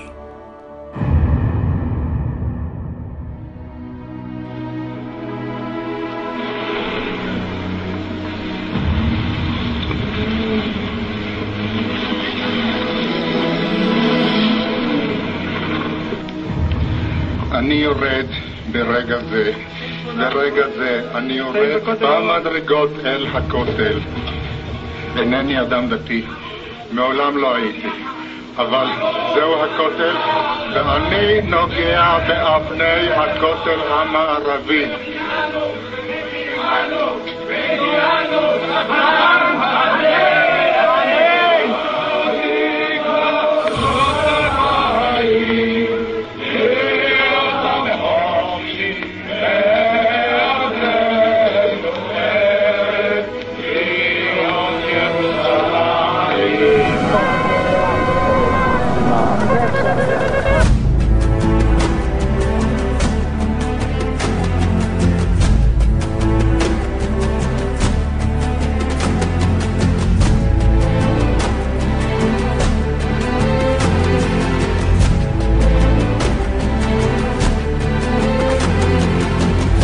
Faith and what we believe in. This land that everyone has been waiting so long for. Nous formons une chaîne, chaque juif est un maillon, et ensemble on peut faire quelque chose. יום שישי היינו שבת פה בהר הזיתים עם גדוד של צוערים מבה"ד 1, בית ספר לקצינים של צה"ל, וביום שישי ככה שעות אחר הצהריים מאוחרות ירדנו לקראת שבת לכותל, לקבלת שבת, קצת ריקוד, עשינו מעגל ענק על כל הרחבה. 284 צוערים, מפקצים, מ"פים, כל הגדוד. רוקדים ככה, עם ישראל חי, מעגל ענק ענק. אז מתכווצים פנימה, עוד ככה כמה שירים, שבחי ירושלים, כל העולם כולו. שרים, 20 דקות רוקדים. ואז ככה מי שרצה נשאר לתפילה, מי שרצה הלך לסיור.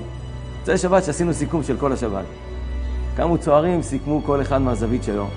כמעט אחרון קם צוער, אמר, שבוע טוב, לי קוראים עווד, אני דרוזי מכפר ירכא שבגליל, בגדוד חרב. ואני, שאלו אותי כל הזמן החבר'ה מהצוות, איך אתה מרגיש פה שבת של יהודים, בכל זאת, ירושלים, מה? ולא עניתי לכם. עכשיו אני אענה לכם. פה לפני כולם. זה היה השבת הכי מדהימה בחיים שלי. אבל הרגע הכי מדהים בשבת היה לראות אתכם רוקדים בכותל. עמדתי, הסתכלתי. ראיתי אתכם, דתיים, חילונים, ספרדים, אשכנזים, עולים חדשים, ותיקים, ימין, שמאל, חרדים שהצטרפו למעגל ככה מהמתפללים. פתאום הבנתי, מה סוד הכוח שלכם? כשאתם ביחד, אף אחד לא יכול להגיד. ואת הכוח הזה אתם מלקים מפה. מירושלים, מהכותל.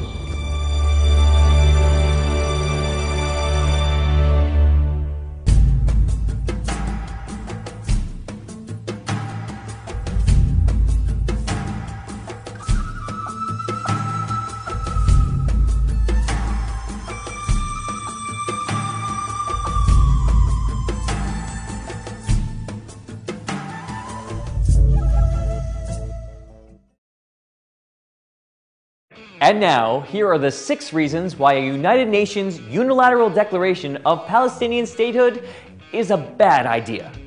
Number 6. Years of training will give the Palestinian team an unfair advantage in Olympic shot put. Number 5.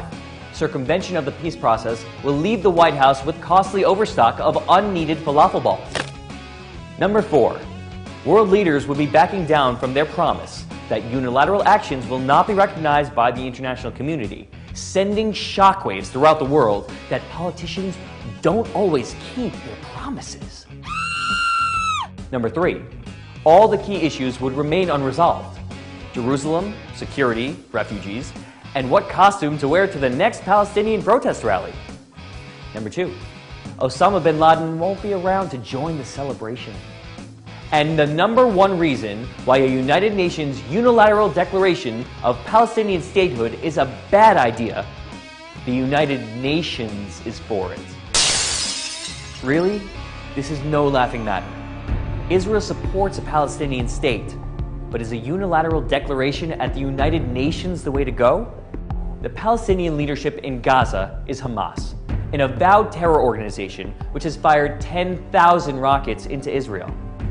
The Palestinian leadership in the West Bank, the PLO, has never amended its charter, calling for the annihilation of Israel.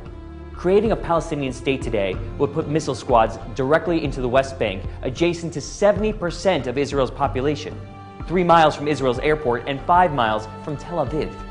No nation in the world could be expected to live under such constant, immediate threat. The only path to peace is through direct negotiations, as evidenced by Israel's successful agreements with both Jordan and Egypt. The United States, European Union, and United Nations all affirmed that unilateral actions taken by either party cannot prejudge the outcome of negotiations and will not be recognized by the international community.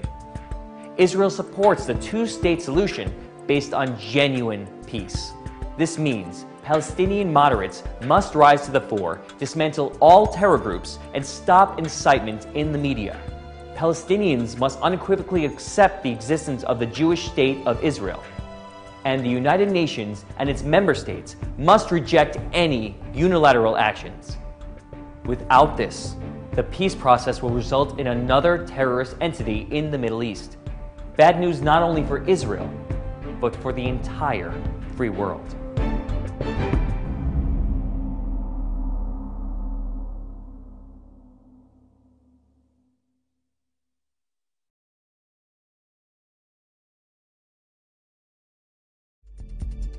I was on a mission with my soldiers in Shechem, and we needed to arrest a terrorist. We went to his apartment. It was a building of 14 floors. We were under fire and we shot back. We risked our life to arrest this person. And before we left, we looked on the window, me and my soldier, and we saw road number 6 of Israeli people, Israeli cars drive on it. We felt like this amazing thing that on one side, Jewish people are driving safely on the road. 15 kilometers from there, soldiers are in Shechem fighting to make them safe. And for us, it gave us the understanding that we need to build Thank Israeli Soldiers.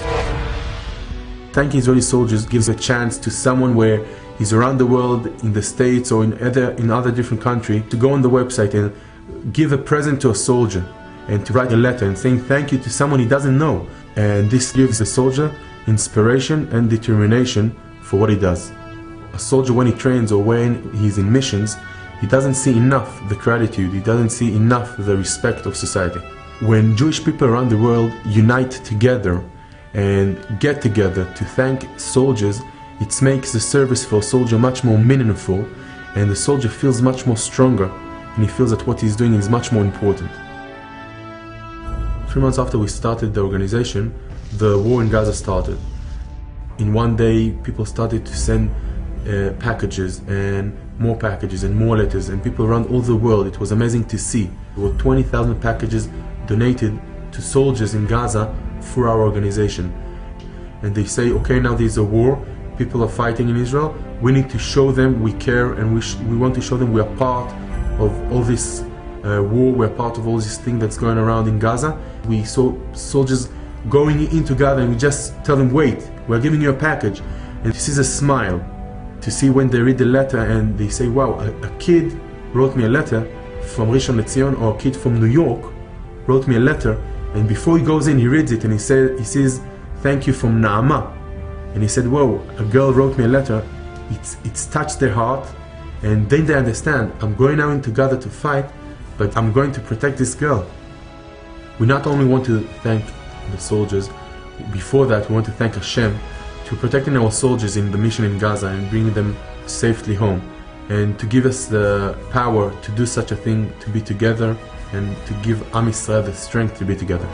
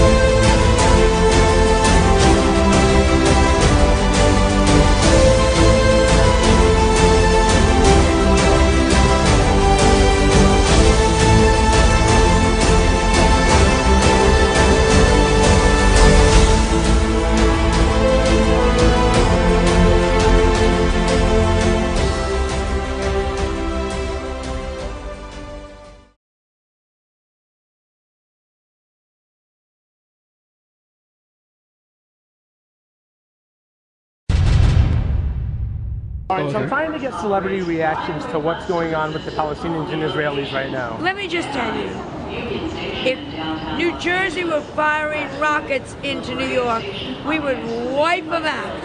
I am so bored. If we heard they were digging tunnels from New Jersey to New York, we would get rid of Jersey. So I don't want to hear anymore, oh, we'll do a partial truce. The Palestinians, you cannot throw rockets and expect people not to defend themselves. What about the civilian casualty rate? Then don't put your goddamn things in private homes. I'm sorry, don't you dare put weapon stashes in private homes and then we say get out. Of course we're going to do it. the response normally is where are the civilians supposed to go? I don't care. They started it. You're all insane. They started it. What are you all saying? They started. The Israelis did not throw their... For months this has been going on. How do you resolve it? What are you supposed to do? How do you resolve it? How do I know? Because I have been over there. That's how I know. And I wish the world would know. And BBC should be ashamed of themselves. And CNN should be ashamed of themselves. And everybody, stop it already. You know, like Dwight Howard tweeted, Free Palestine, took it back. Selena Gomez tweeted a pro-Gaza. Oh, Selena Gomez. Oh, yeah, that college grad. All right, John, thank you. John, thank you so much. Well, if Selena said that. Then Rihanna has to take it back. Tell her, let's see if she can spell Palestinian. I'll ask her right now. We love you. Thanks, Joan. Have a great day.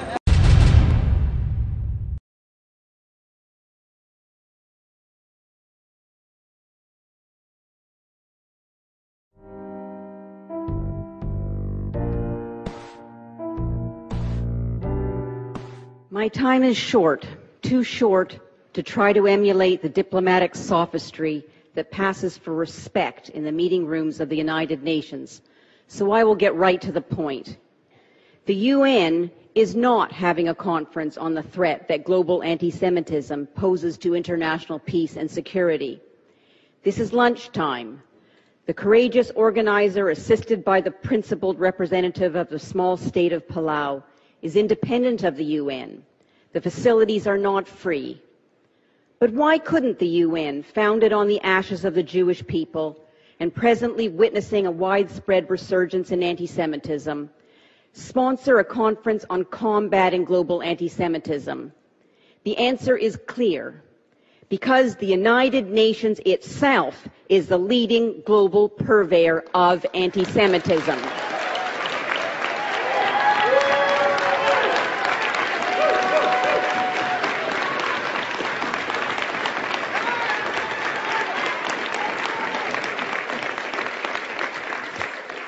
Photo ops of the UN Secretary General and the UN High Commissioner for Human Rights at the gates of Auschwitz are not an alibi. One does not honor the memory of Jews murdered by intolerance 6 decades ago by inciting murderous intolerance towards the remnant of the Jewish people in the here and now. Incitement to hate, like declaring Israel to be racist, as does the UN Durban Declaration, the flagship of the UN's racist anti-racism program of action. In theory, the UN Charter demands equality both of individual men and women and of nations large and small. In reality, the UN mass produces inequality for Jews and the Jewish nation. 35% of all resolutions and decisions ever adopted by the UN's top human rights body, the Human Rights Council, that are critical of the rights records of specific states, condemn one state, Israel. That's anti-Semitism. 50% of the emergency special sessions of the General Assembly over 6 decades were convened to denounce Israel.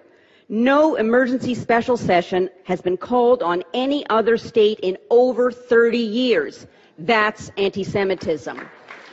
The Human Rights Council has a fixed agenda with one item to condemn Israel at every session and one item to consider the other 192 UN member states if required. That's anti-Semitism. 70% of all the 2013 General Assembly resolutions criticizing specific countries for human rights abuses were about Israel. That's anti-Semitism. The UN Division for Palestinian Rights denies entry to public meetings at UN headquarters for individuals and NGOs that it discovers are Jewish and Zionists, as it did to me and Birthright alumni last November. That's anti-Semitism. This past May, the UN screened a film portraying Israel as a green monster that rises off the Gaza coast to attack Palestinian children. A UN-authorized film about the 2009 Gaza war, mirroring the vile Nazi imagery of the Jew as a serpent, is anti-Semitism. Modern anti-Semitism targets Israel's exercise of the right of self-defense because self-defense is the essence of sovereignty. Demonize and delegitimize self-defense. The plan is, and the viability of the Jewish state will be degraded. In 2009, Israel responded to 8,000 Hamas rockets and mortars launched over almost a decade.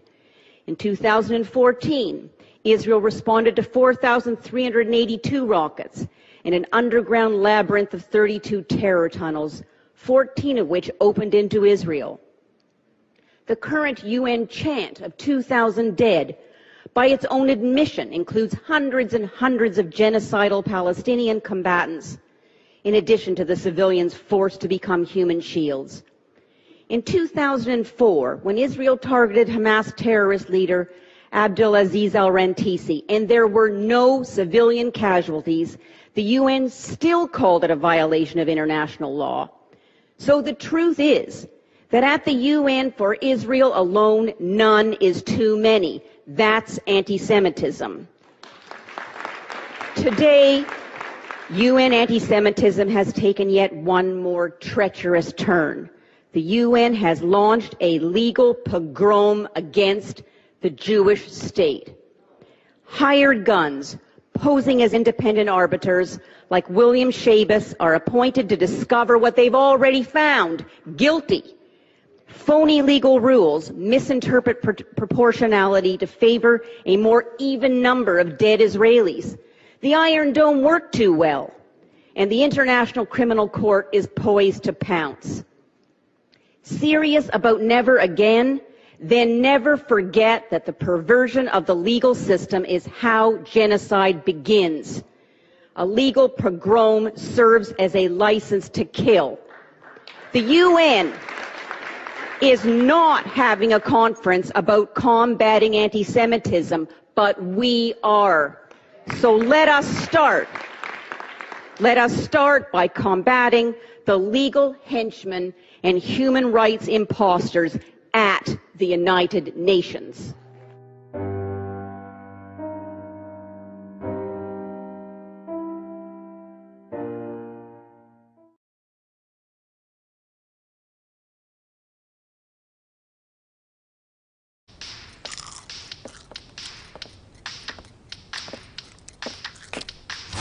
You're a smart guy. What the hell? She said, you're a smart guy.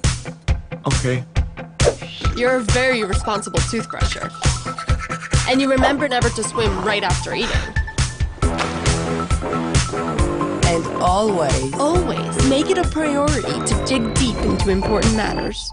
Israel, for example. A country that falls into false and biased coverage online and in the media. You know the truth about Israel. I know the truth about Israel. It makes you angry and helpless. And you decide, starting today, you are going to tell the whole world the real truth about Israel. I want to tell the world the truth! That's a bit too much. Want to protect Israel with these 8 simple steps? Here's what you could do. Invent a rare disease to get time off work. Dad, it's pus everywhere. All employees must evacuate. Book a flight. Hello, airport?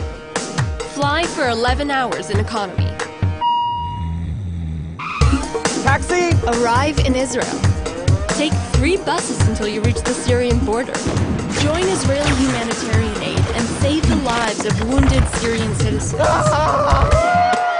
Celebrate lives saved in the world's most vibrant Pride Parade in Tel Aviv. Enjoy a plate of the best hummus with people of all religions. So are you guys in a band or something? Upload your travel photos to Facebook and Instagram and share the truth about Israel. And finally, return back home, just to discover that the lies about Israel are still spreading. Your job is no longer relevant.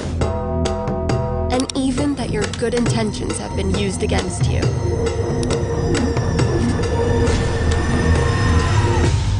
Or you can pick the easy way. Want to defend Israel? Log on to 4IL, download the app, and share the truth. What now? Now we boogie.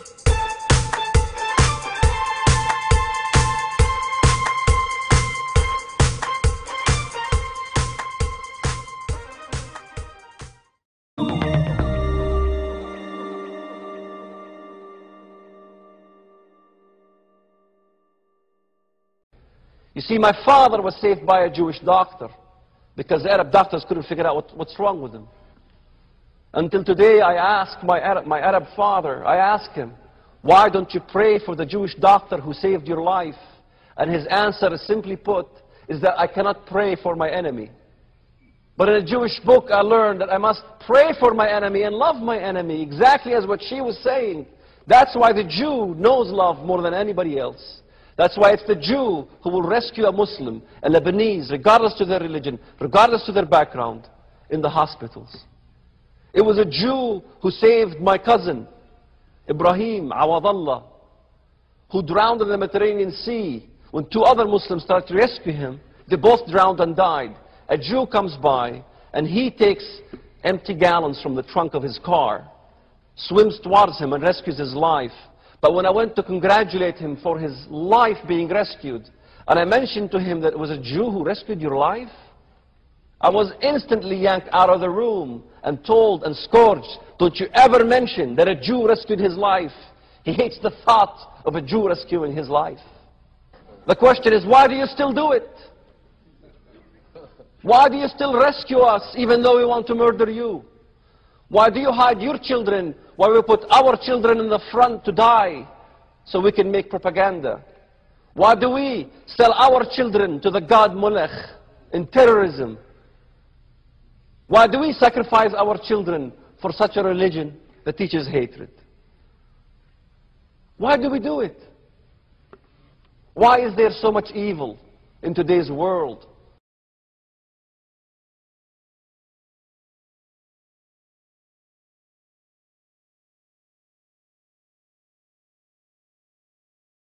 What about this picture? It's pretty powerful.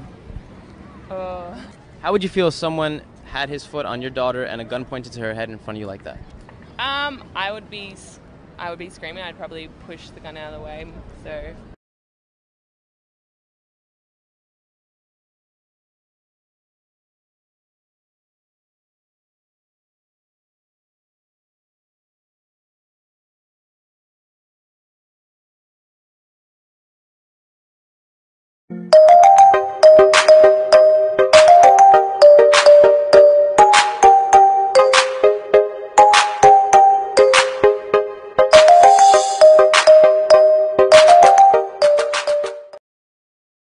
In the room.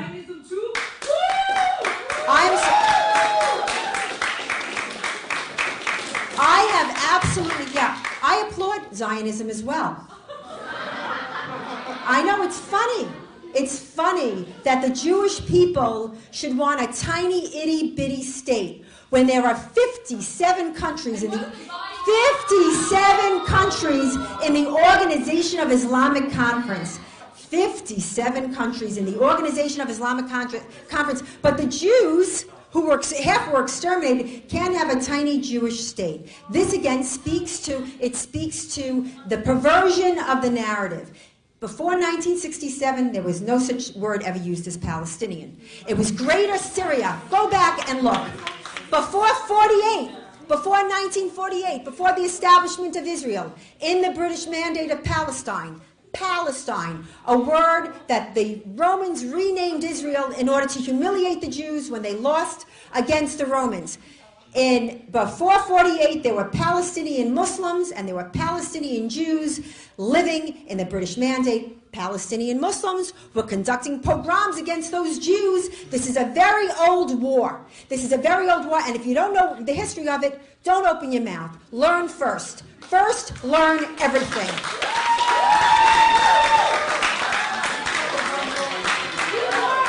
The Palestinians are the Jews. The Palestinians are the Jews. The Palestinians were given Palestine in the League of Nations, 1920, San Remo resolution. Again, yours is the illegal argument, not mine.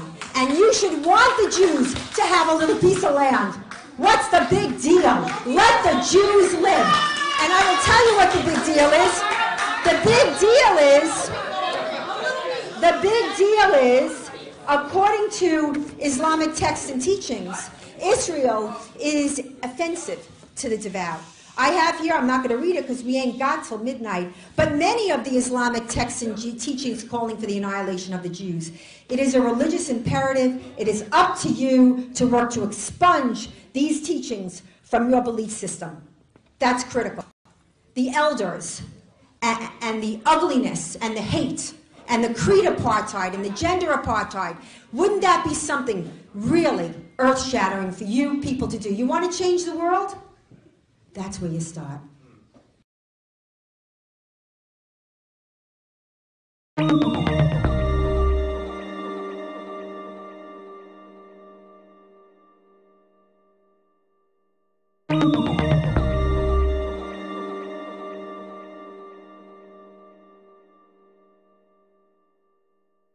Guess who's at it again? Those Jews.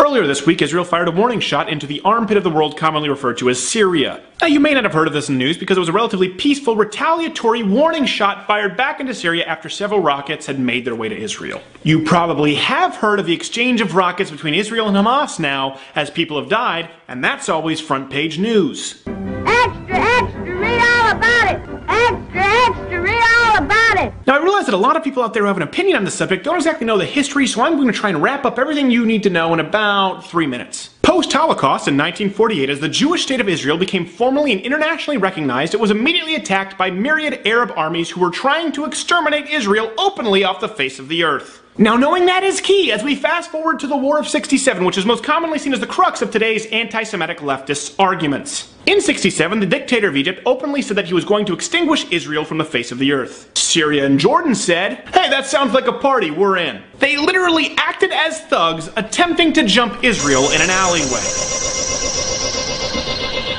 You are Jew? Leftists today are still mad that Israel did not allow themselves to be mugged. Hey, are you seeing what I'm seeing? Yeah. That Jew's fighting back. Who does he think he is? Stay down! But being forewarned of their extermination because the Arab leaders are a stupid people, Israel acted first and won the war, in turn proving that they were not in fact the weak, feeble stereotypes commonly seen on Arab television, but that they were more of the tough old Jews from the school of Charles Bronson. You tried to take me out, you punk. Let's dance, you puke. So yes, in the War of '67, Israel did in fact gain land while trying to not be wiped off the face of the earth, with much of that land having since been given away in the hopes of achieving peace. Instead, this newly acquired land has often been used as a launching pad for rocket fire into Israel's civilian territories. What can you expect from an opposition who believes in the official motto of no recognition, no negotiation, and no peace? Fast forward to today, when leftists, often not understanding the history of Israel, decide to side against the one enclave of human rights found in the Middle East, and instead side with nations who can legally beat their women and hang their gays.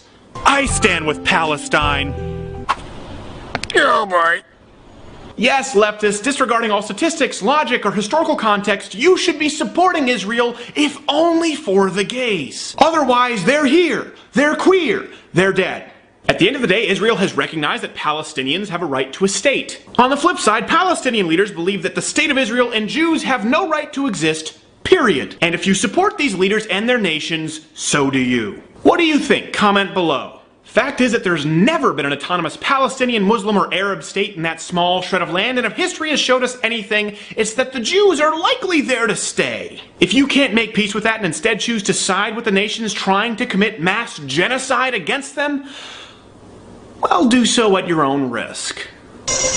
You want some puke bag? Come and get it.